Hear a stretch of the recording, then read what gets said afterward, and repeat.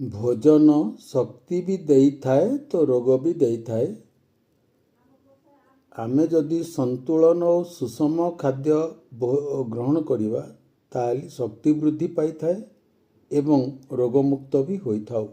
एही क्रम रे आजी अष्टगुण मंड विषय मु आलोचना करिवाकू जाउछि। एहा तैयारी करिवाकू हेले गोटिए ग्लास तोराणी बा पेजरे तहिरु अधा सिझा डाली मिसई दियंतु। एठारे पुणी अधा चामच धनिया गुंड मिसई दियंतु।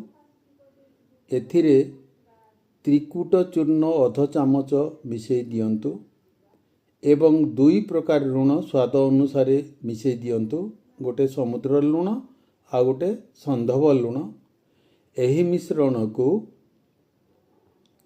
अध चामच सोरिष तेल रे भल करी फुटिथिबा सोरिष तेल रे हिंगु अल्प देई छुंक दियंतु।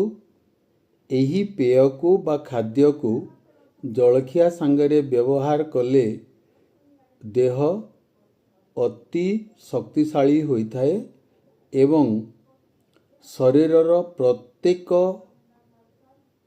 अंग सुस्थ रहिथाए यथा किडनी, लिवर, पानक्रियाज, इंटेस्टाइन,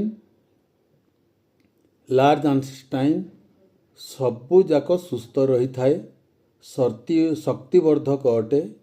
पतला हेतिले शरीर सुस्थ रहिबो। मोटा हो जाइथिले सेथिरु मुक्ति मिलिबो एवं शरीर अति शक्तिवर्धक हब। थरे याकु चेष्टा करी देखंतु।